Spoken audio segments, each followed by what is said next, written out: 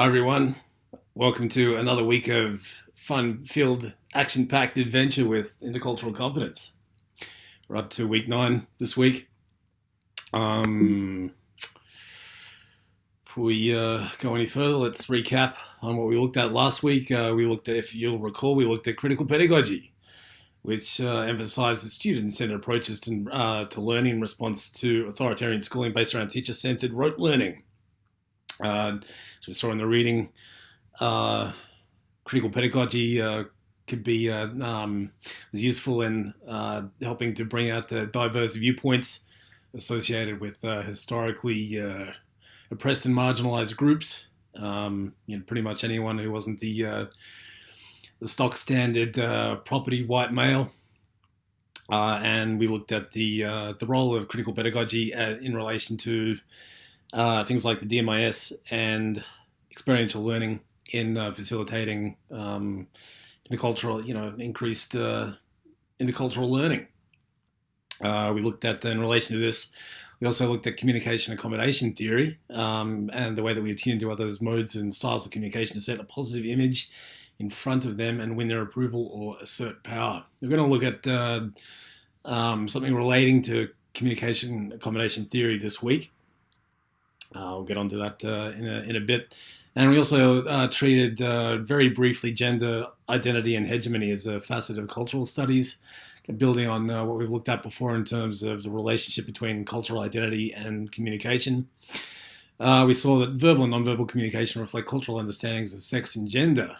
Hegemonic ideology prescribes specific identities and roles based on gender.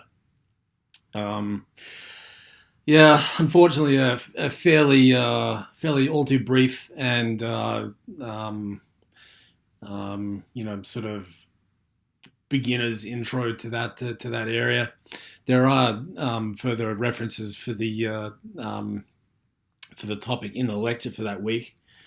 I would imagine that a lot of the themes there would not be news to women members of the student cohort. Perhaps more of an introductory theme for the men, for all of us men, but the very necessary topic overall.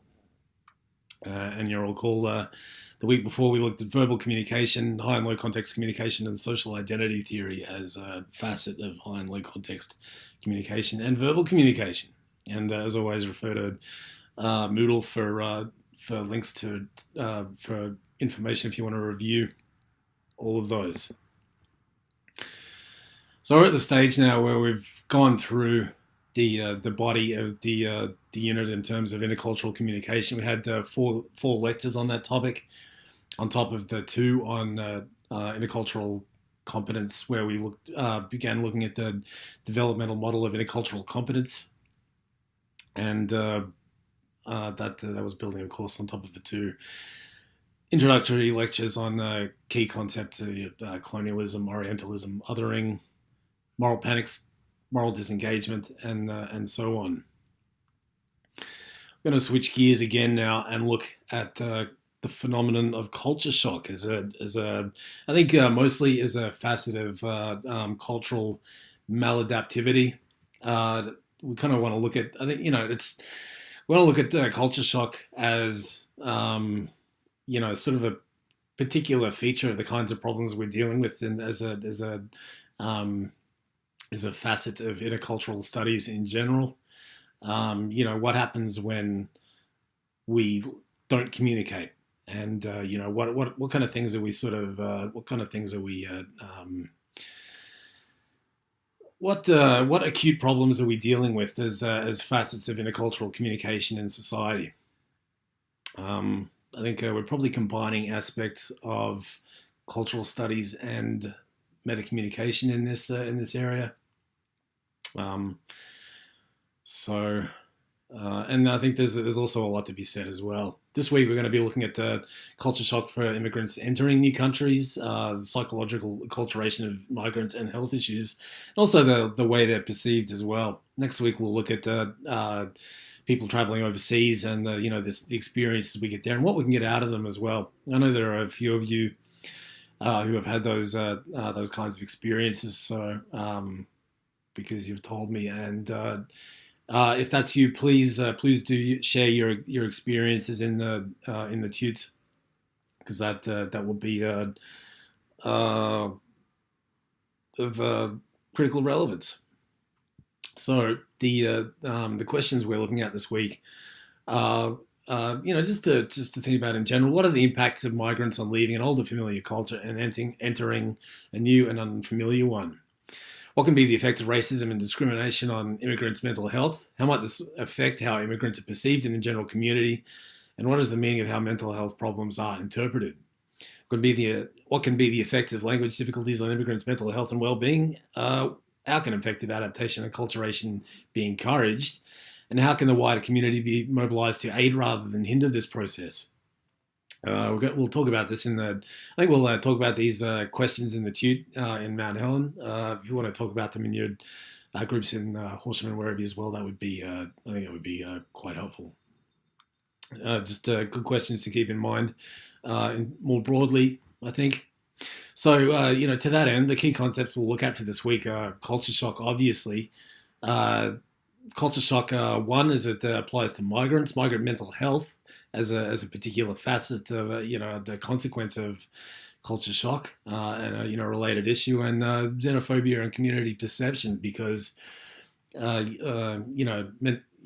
migrant mental health issues as a feature of culture shock is, framed by, the widespread xenophobia, and which is, arguably not very helpful. But we'll look at that in a bit more detail. So just to start off with, let's think about what culture shock actually is. For the purposes of the present study, we're going to define culture shock as primarily a set of emotional reactions to, one, the loss of perceptual reinforcements from one's own culture, two, reactions to new stimuli which have little or no meaning, being outside of your, the sort of known world, the familiar, and a set of emotional reactions, thirdly, to the misunderstanding of new and diverse experiences. So there's a few things going on simultaneously there. Culture shock may encompass feelings of helplessness, irritability, and fears of being cheated, contaminated, injured, or disregarded. So, I'm sure we all kind of get those at times. So I think we know the general, neighborhood that we're of, feelings that we're dealing with. Culture shock has traditionally been thought of as a form of anxiety which results in a misunderstanding of commonly perceived and understood signs and symbols of social interaction. Descriptions of culture shock by those who have experienced it reflect reactions ranging from mild irritability to panic and crisis. So, what's the keywords there are probably anxiety, misunderstanding. So you're out of your comfort zone. You're out of your known. You're in unfamiliar territory, and you're lacking the commonly perceived and understood signs and symbols of social interaction. So you just lack we've seen how complicated social interaction can be in terms of verbal and non-verbal communication. You take the common understandings that scaffold all of those and remove them completely. You might as well be on another planet in some ways. The degree of reaction can in the face of that can range from fairly mild to acute. So a couple of different aspects to keep in mind.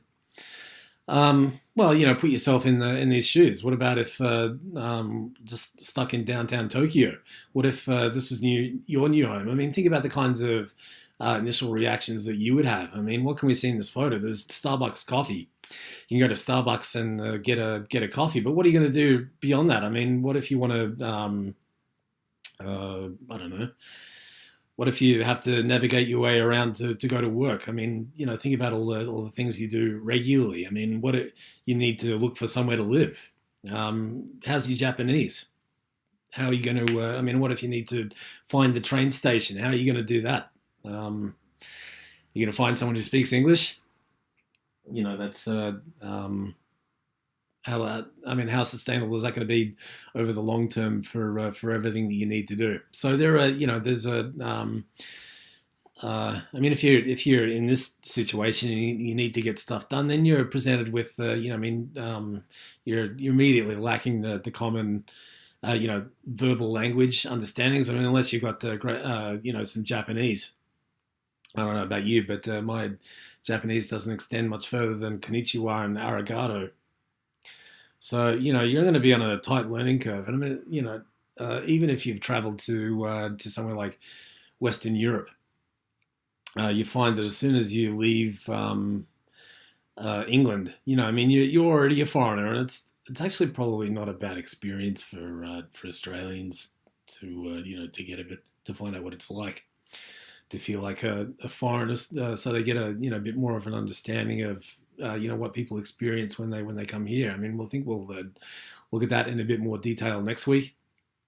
But it is having been to France and Spain personally. As soon as you're somewhere where they don't speak English, you find out what it's like to be a foreigner, and it's a steep learning curve. Take it from me. So just to think about a bit more about culture shock and the kind of things that people go through. I mean, in terms of the traveling experience, we'll start off with the preliminary stage, learning about the host culture, preparation for the journey, and farewell activities. So kind of emotionally preparing to venture beyond the known. The initial euphoria begins on arrival and ends when the novelty wears off. At the irritability, coping with simple aspects of everyday life suddenly seems foreign. Great example with the road signs. Where are you going? The re-entry phase. Once you get home, after returning home, you realise you've been changed. Your old set of values remain. Another has been acquired from experiences. I mean, as I mentioned, traveling overseas and finding out what it was like to be have the privilege of having the lingua franca of English. As soon as you leave the English speaking world, there goes your cultural privilege. It can be quite a humbling experience, and one I certainly reflected on when I came home. From then, the adaptation. You learn how to function in the new culture and perhaps even feel part of it. And then gradual adjustment. The culture becomes familiar, and you understand how to orient yourself in relation to it. These in particular are interesting things to think about in terms of the latter stages of the DMIS, the Developmental Model of Intercultural Sensitivity. The sort of and to think about in terms of the experiential learning cycle and the experiential learning model as well, and the kind of processes we go through in making sense of our experiences, and hopefully progressing through the stages of the DMIS to gain greater sense of intercultural sensitivity. But we'll look at this. Look at the traveling experience side of things more next week. In the meantime, let's look at the experience of people coming into the country. The culture shock of migrants. Just to define our terms to begin with, migration is the permanent relocation of an individual from one country to another. The number of international migrants has increased rapidly over recent years, reaching 244 million in 2015. It's according to UN statistics. I haven't looked at the stats for this year, last year, but 2015 will be close enough.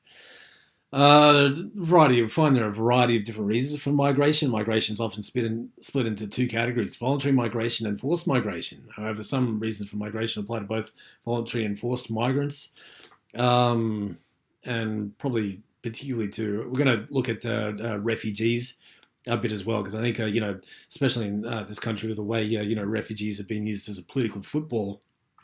The culture shock that they experience is particularly relevant to the current studies. Push and pull factors for migration. Push factors: war, poverty, hunger, environmental and natural disasters, political instability, discrimination, and economic depression. I've got a picture from Syria. Well, the Syrian civil war, it's created a lot of refugees over the last few years. contrasted with the photo on the right of what's the Sydney, the beach. Just having a complete brain fart. Names just completely escaped me, but yeah, fairly acute contrast between the two. Pull factors: employment opportunities, political and religious freedom, study academic opportunities, family members, and quality of life. So remember that a lot of many migrants are moving to be with family, and of course many looking for a new life with relative political and religious freedom. I don't think it's not a sort of a binary kind of condition of things being good versus bad. I think maybe we're less bad. I wouldn't say political conditions in Australia are optimal by any means, but we're not suffering houses being bombed to the Stone Age either. So a combination of factors behind migration, which also affect their mental health. I mean the conditions affecting the health of migrants in the country of origin and during the journey may include war, torture, which is a major one, especially if you're coming out of a war zone or escaping an oppressive regime, as a lot of Iraqis were. Loss of relatives. If you've kind of got the dead family members, you've got nothing to, you're leaving because you've got nothing left behind. You're also dealing with grief. Long stays in refugee camps, which may have poor sanitation and overcrowding. Especially true in Australia, where we lock up refugees in what are basically concentration camps for years on end. I mean, we'll look a little later at the statistics of mental health statistics of refugees in our offshore gulag, which I think classes a crime against humanity. And we'll no doubt hear more about once conditions have changed in this country enough for people, the political mainstream to care. Other conditions affecting health of migrants can be imprisonment, and which is not much different from long stays in refugee camps, and socioeconomic hardship. I mean, look at what hardship does to people who were born here. And if you're moving country at the same time, then it's even worse. Well, here's a pictorial representation of some of the conditions facing migrants in origin and during journey. I mean, we complain about the amount of refugees coming to this country, but I mean, this is a refugee camp in Jordan, I believe, Jordan or Lebanon. I mean, this is where people are living. It's imagine how the average Australian would complain having to live in an area like this for years on end. But people do, by the hundreds of thousands and millions, thanks to civil war and endemic instability in the Middle East. And this is what the trauma and mental health issues that they're created in these kinds of conditions are what they bring with them. Here's another recent photo which you should recall from. I mean, just think on what's the traumas that have been created for this child, in the process of, and many others like them, in the process of families being separated at the Mexican border. I mean, we've only just started to hear about the long-term effects of these kinds of practices. I think there's even an area of study called psychohistory, I believe, which looks at the social effect, the long-term social effects of these kinds of traumas, which may become more relevant in the future. But look at the I don't know. Imagine it's getting lost in a shopping center times 1,000. I mean, they're removing kids from their families, and I think over the course of weeks and months. I mean, think about the long term effects that's going to have on um, children's upbringing. It's going to be a disaster area, or social catastrophe, and we just I think we've barely begun to see it unfold. Only two examples of many right there. By the same token, I mean, we find that after arriving in the host country, migrants may experience, again, imprisonment, long-lasting asylum-seeking processes. So long-term insecurity, where you're not able to settle, language barriers, lack of knowledge about health services, like loss of social status, discrimination, and marginalisation. I should mention I'm doing some research assistant work at RMIT at the moment in the School of Business. We're looking at experiences of economic experiences of migrants after they come to Australia, especially refugees. I mean, some have been through the offshore gulag. Some are still going through the sort of bureaucratic red tape to do with asylum seeking processes. They all have issues with language barriers, lack of knowledge about the health and other services. I mean, loss of social status in particular. I mean, I was just reading an interview with one lady who was an electrical engineer in Iran, and moved to Australia to escape the theocracy in Iran, and not able to get the electrical engineering qualifications recognised, because we don't recognise overseas qualifications, because you don't want the immigrants stealing our jobs, as per South Park. So her her option in that case was to produce greeting cards as a business. I mean, not even making a living wage, I think. Let alone the equivalent of what she used to make as an electrical engineer, or could have made as one if her skills had been recognised.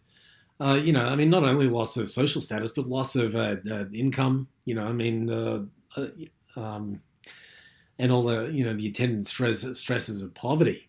I mean, what about just the general insult of having the skills of an electronic engineer, and then having to make a greeting, homemade craft greeting cards for a living. I mean, I don't think that would do wonders for your mental health at all. And that's just one example. I mean, there are, in the study, I think they had 12 interviews. So I mean, which was a bare minimum for the article that they relate to. So I mean, there are stories all over the place, and I think a lot of the time we barely aware that there's a surface to scratch, let alone scratch it. But the point remains that these are issues that the migrants are dealing with. Well, again, what experiences are migrants dealing with when they come to Australia? I mean, let's look at the fairly obvious one in the case of this country. This is on Manus Island, I believe. Driven to the point of protest, organised protest. Refugees for sale. If the air was in Australian hands, they'd cut it on us. I mean, from what I understand, most of the people we're locking up are legitimate refugees, and after we've done this to them, we bring them in with all the attendant mental health problems, the acute culture shock of looking for refuge in Australia.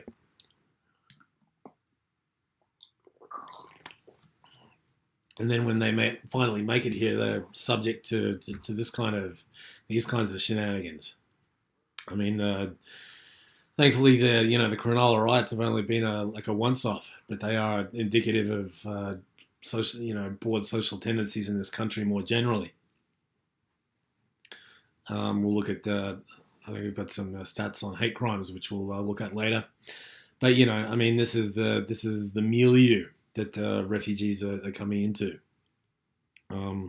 So, are we making life easy for them once considering everything they've already been through?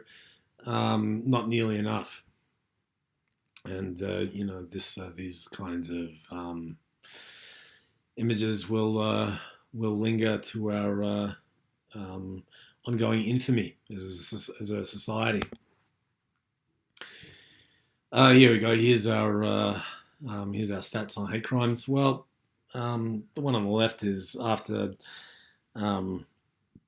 hate crimes against Muslims spiking after 9/11, which, as you can see, shot through the roof. That's the West putting our superior democratic virtues on display.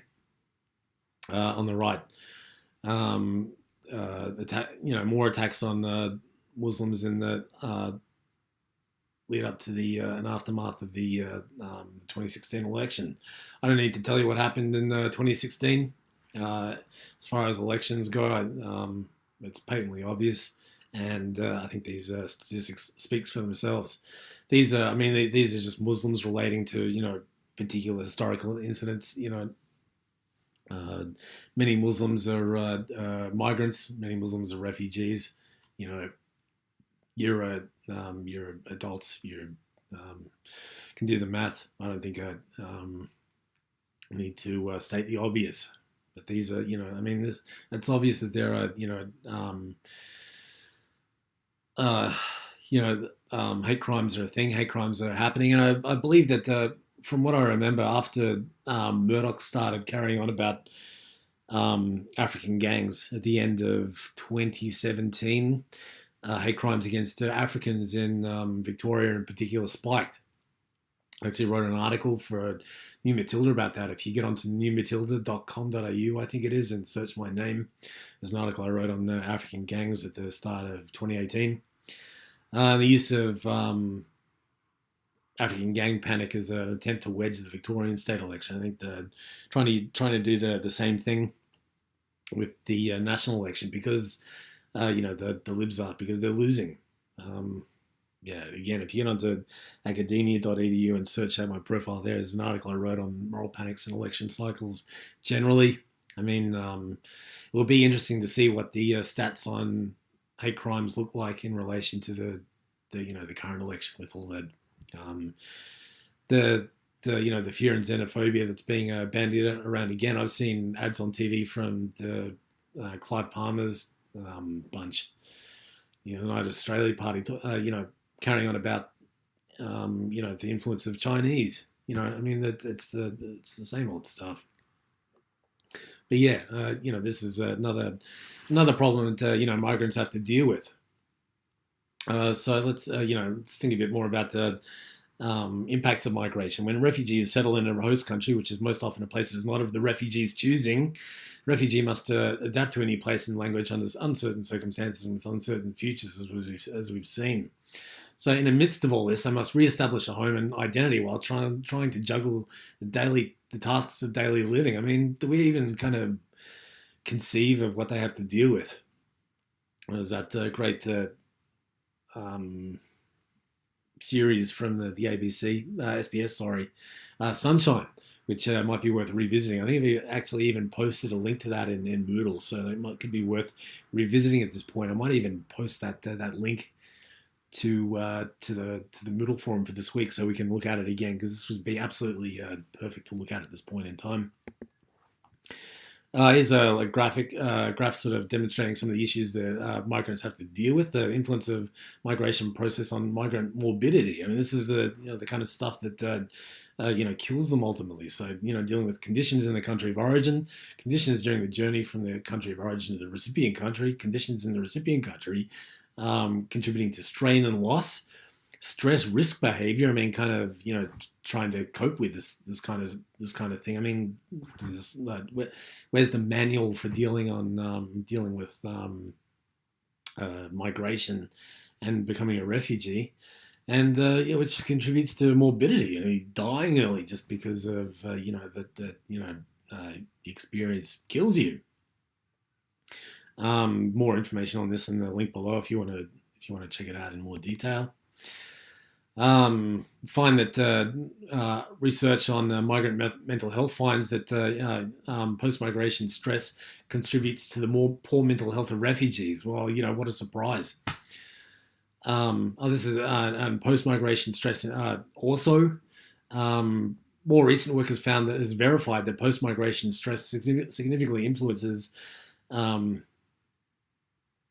emotional well-being of refugees. Sorry, I think that should read negatively influences the emotional well-being of refugees and often provides a risk similar to or greater than war-related trauma. I mean, isn't that an amazing finding? The experiences that they're fleeing for refugees in particular are less stressful than the stress they experience after they've left.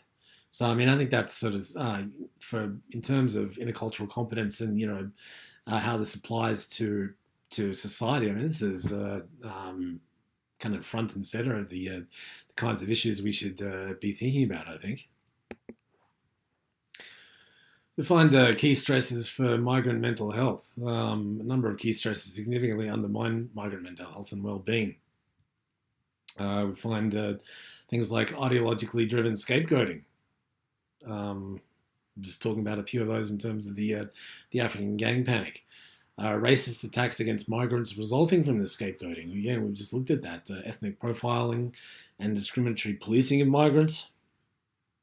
Because, policing is a problem in general in terms of, ethnic profiling. I mean, whether you're a migrant or not, I mean, the police are ethnically profiling minority groups.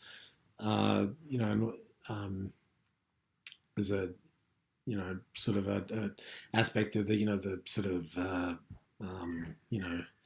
less salary, some of the problems with policing in general, some of the less salutary features of societies that require policing, in terms of what Madison talked about in terms of defending the minority of the opulent from the majority, and the function of policing in upholding social orders based on various forms of class and social privilege, which the sort of don't seem to sort of shrink from ethnic profiling when sort of defending the monopoly over violence to these ends, and coming into this situation, migrants coming from non-Anglo backgrounds fall into the same come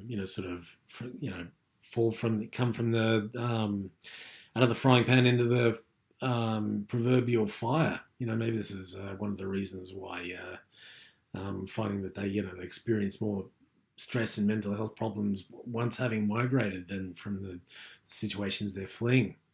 They also find discrimination in the labour market, restrictions linked to migration status, loss of recognitions of qualifications, and problems associated with language. I mean, we've already looked at this in terms of the stuff I was talking about with the situations we're looking at in terms of this research assistant work that I'm doing.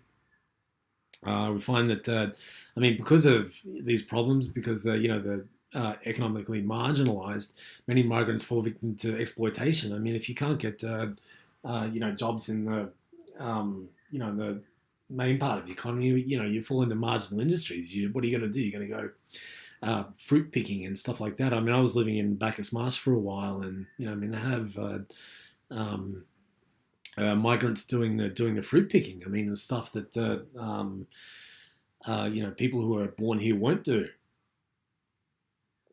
because they have other options, and maybe because we have some tradition of unionism and the idea that workers have rights.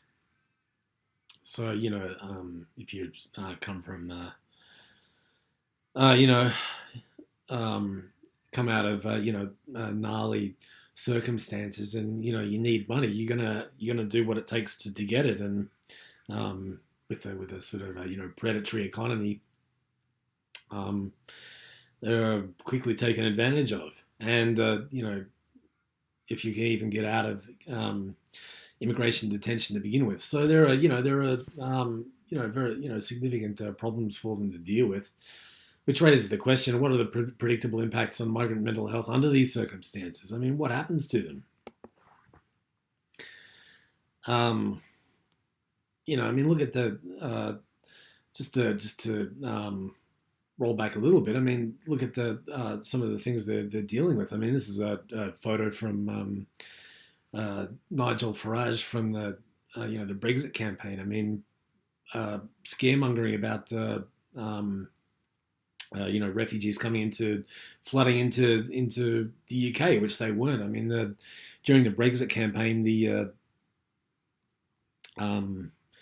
UK, I think, was immigration to the UK was level or falling. I mean, it was rising in the EU, but never let the facts get in the way of a good story. And Farage affected a pivot. I actually just wrote an article on this. Farage affected a pivot using scaremongering around refugees to weaponize xenophobia in order to create political support for the Leave campaign, which was floundering before he entered. So you can see like there's a line of migrants sort of looking to enter the EU, which was Farage was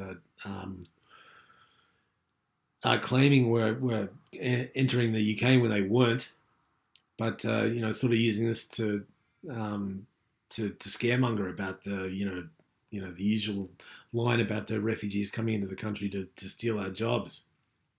There's a great article linked to under the title, how Brexit campaign used refugees to scare voters. I mean, they've done the same here fairly regularly. I mean, this is the kind of thing. I mean, if you're a migrant in the UK looking at this, I mean, how's it going to make you feel?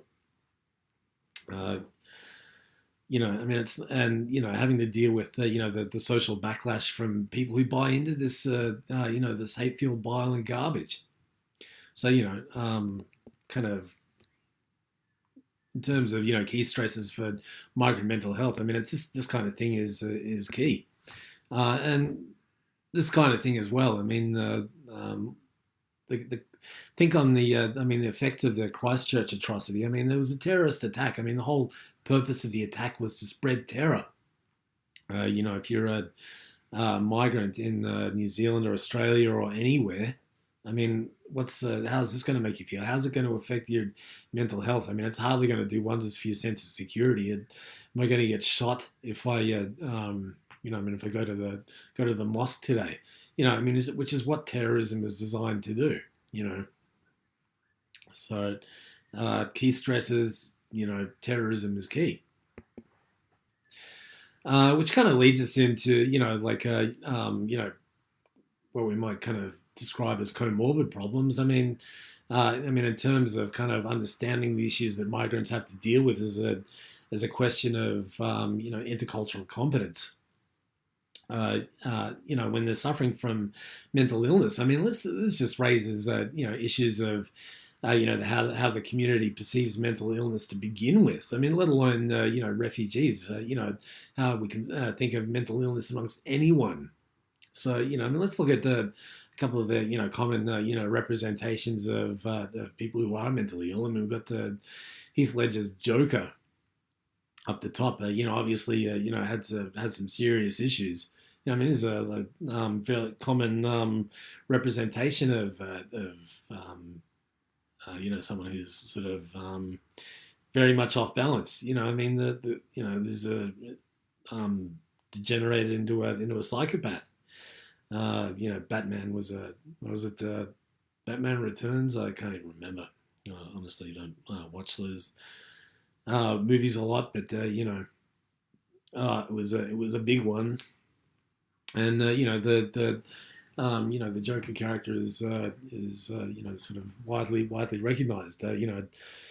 Beneath her is the crazy cat lady. It's kind of stereotypical character. I mean, no one has. Um, I mean, they got rid of Apu, but no one's really problematized the crazy cat lady, have they? Because crazy people are funny, but maybe not so funny from the point of view of the mentally unwell lady with a lot of cats. But you know, I mean, I think the problem with being unwell is you can't stand up for yourself, can you? Because um, you're off center. But again, completely kind of common and normalized stereotype that flies under the radar. So to the nutty professor, the Eddie Murphy character who switches between the character on the cover and the Dr. Jekyll and Mr. Hyde character, which is another one which I didn't even bring in. Next to the nutty professor, here's Johnny from The Shining. I think that's a lot of people's concept of mental illness. The axe wielding maniac, and next to him, the classic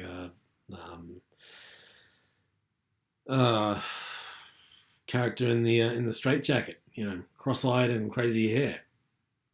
So these are when we look at common depictions of cultural depictions of mental illness. I mean, this is what we find first. So, and this is again another one of the fires that migrants are jumping out of when they're leaving the frying pan of their original circumstances. And let's just combine them. It's got here's Johnny, Jack Nicholson character from The Shining, combined with the fact that already in society, let alone migrant mental health, more than general, general mental health of people who are already here. We find that more than 60% of people with mental health problems, mental illness, don't get the help they need because of stigma. We spend so much time, demonizing the mentally ill that they like to put such a stigma on it that you don't want to have to, admit that you've got a problem so you can get help. I mean, it's kind of interesting in some ways. I think that we spend so much time doing this, and then have such a high suicide rate amongst the male population because spend so much time paying out on anyone who does have a problem that when you develop them yourself, you develop mental health problems yourself, you just can't deal with it. You can't even admit you've got a problem because there's so much shame put on it already that a lot of guys just end up blowing their heads off or driving the car into a tree or something because it's just because of the degree of stigma and shame that's put onto it. And and those are the circumstances that's the kind of the societal culture that is waiting for migrants who develop mental health problems en route. In addition to the xenophobia created by this kind of no way you'll not make Australia home mentality, and the propensity of people to if someone's got brown skin they must be a terrorist. I mean the way people carry on in the decade to 15 years after 9/11 in particular, I mean it was just horrific. And these are the conditions that the people are coming into, and sort of needing sort of understanding from the community in order to be able to to recover and move on. I mean, is it any wonder that the stress that people experience when they get here is worse than what they leave? Arguably not. And I mean, what does it lead into? This was I think the one of the more extremely unfortunate outcomes of the kinds of issues we're talking about with this guy. This guy in Burke Street. I mean, he was here for a while. I mean, over 10 years or something, I think. But I mean, it doesn't appear to, I mean, maybe that's even worse in some ways because stuck it out for that long and wasn't able to sort it out, and the great graphic down the bottom, immediately kind of demonizes a terrorist because of the color of his skin. But when white terrorists carry out ideologically motivated attacks, they're mentally disturbed. But I mean, I think that given everything we've just been looking at, maybe there's a greater case that for thinking about the reasons why this attack happened. But we don't do that, do we? Because it's easier to say, oh, he's just evil. Why do they hate us? Why do they hate us? While we're invading countries and putting spreading fear poison around and all this kind of business. Maybe they're maybe if you put out enough poison, it breaks people eventually, and they go and do bad things. But it's easier to just to further demonize people than to think about the causes and ask the hard questions, and maybe think about what what we do that might contribute to these kinds of situations. It takes two to tango, and unless we do think about just as a general life rule, if we don't think about the way that we contribute to problems, we create power struggles. That's how you create power struggles, by putting all the blame on the other person and not attempting to meet them halfway. It's a root cause of social conflict. Refusing to reflect on your own part in creating it in the first place. And again, that's when you create power struggles. And if you push people hard enough, then as the saying goes, a beaten dog soon turns to bite. And I think the same was quite also true of terrorism as well. Well, non-state terrorism, because we don't demonize. The West doesn't demonize terrorism that we benefit from.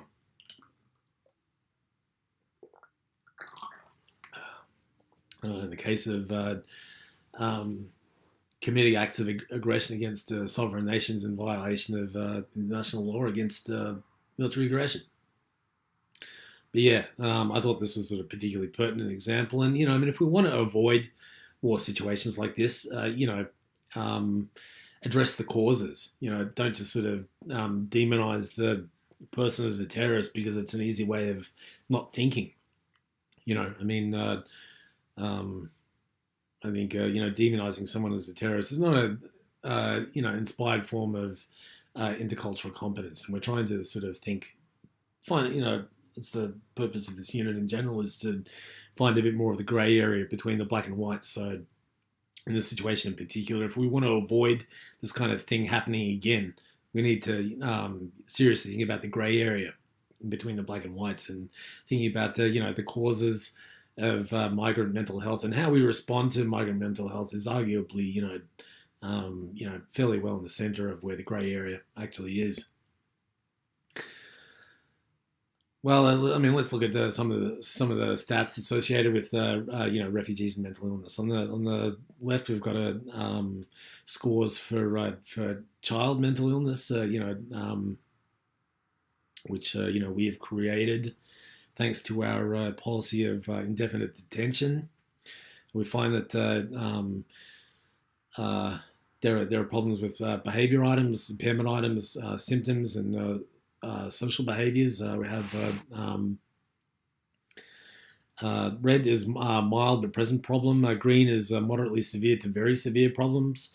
Find that amongst children, mild problems in terms of disruptive antisocial behaviour, 7%, 8% had severe problems in this respect. Mild problems for 16% in terms of overactivity or concentration. 10% were severe. Non-accidental injury and mild, 2%. Severe, 2%. I think 4% is too many. Scholastical language skill problems, mild 11%, severe 16%. Physical illness or disability, 9% and 3% respectively.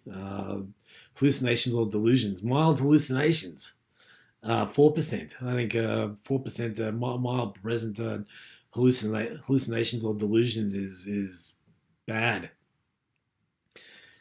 Non-organic somatic symptoms. I'm not quite sure what that means. But 10% of children at detention were experiencing them. Emotional or related symptoms. 20% had mild problems. 15% had moderately severe to very severe emotional or related symptoms. That's bad. Again, peer relationships, 7 and mild and 6 were severe. Self-care and independence, 5% had mild and 7 severe problems. I mean, cumulatively, these are pretty horrific. Again, similar stats for family life and relationships, and poor school attendance, getting up for a 15% again. So, as proportions of the society at large, these are horrific. I mean, let's look at related stats on the right-hand side. Psychological distress scores in Nauru and Manus immigration detention centres versus Australian population. I mean, I think this kind of sort of shows what's going on the left in more detail. In the Australian population, low is high, mild is they're a bit more mild, moderate is a bit under 10%, and severe looks like they're around sort of 3 or 4%.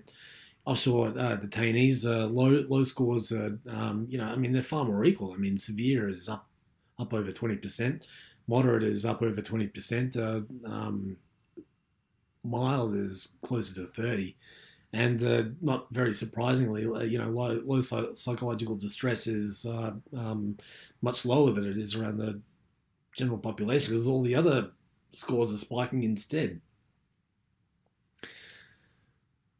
Again, the same. The sort of, those are for 2015. If you look at the scores down the bottom, again, we still kind of see the the same thing again. The scores for the general population are much lower, while they're spiking for the detention centres in the case of the 2015 scores. So these are the things that we're inflicting on refugees before they even arrive in the country, before they even arrive to this, to this and this, and to this, this is what they're dealing with. This is what's creating these stats. And then when they get here, they're dealing with this and this, So is it any wonder that and this and this, and is it any wonder eventually that, we produce a bit of this? Arguably not. So with all this being the case, here's a few closing questions to consider. To what extent does mental illness reflect culture shock on the part of migrants? How might we deal with that constructively? We're dealing with it by when it gets to acute stage and someone snaps and runs around and tries to kill someone on Burke Street. We demonize them as terrorists. Can we find a better, more constructive way to deal with that than demonizing them? And secondly, to what extent does the racism and discrimination that contributes to the situation to mental illness on the part of migrants as a stressor reflect culture shock? And how might we deal with that constructively? I think we're kind of getting into deeper questions of how we deal with problems as a society, and why we need to scaremonger about refugees instead of dealing with social problems in the first place. From whence comes the impulse to scapegoating? But as questions of intercultural competence, I submit to you that these are pivotal, and there are no easy answers, but something that we need to sort of reflect on and think about as an ongoing project, arguably. To that end, if you're keen, here's some links to further reading. At the top, the Harvard Trauma Questionnaire Manual looks like a particularly sort of useful starting reference point. There are a lot of other, useful links here to look at, references to chase up if you're interested in pursuing these questions further. Maybe someone might be keen to do it as a, future, research project. Plenty of material to look at for anyone so inclined, but worth reading up on in general. Otherwise, here are your readings for this week. We do have some related readings: migration, cultural bereavement, and cultural identity, coping, acculturation, and psychological adaptation amongst migrants, a theoretical, empirical review and synthesis of the literature. So we're going to still touching on these themes. For the third years, we've got risk factors associated with culture shock amongst asylum seekers from Darfur. Further suggested reading, touches on these issues in more detail. We've got something on the knockout game, moral panic and the politics of white victimhood, relating to something not dissimilar to the African gang panic that happened here at the end of 2017. Something on the children overboard affair. I mean, another example of demonizing of migrants and the kind of thing that contributes to mental health problems. Something on newspaper representations of Sudanese migrants. More on linguistic imperialism. A great book on global Islamophobia, Muslims and moral panic in the West. I think that's in the link to that from the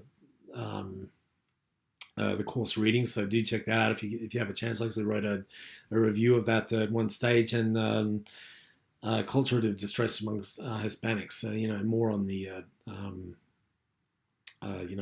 the sort of nuts and bolts of what they have to deal with. And lastly, a great article on the racialization of African youth in Australia. Really great article. I think someone is going to do a class presentation on that this week, so I'll look forward to hearing more about that. And again, I mean, there's so much to be said about this topic. Do read up more if you're interested, if you get the chance.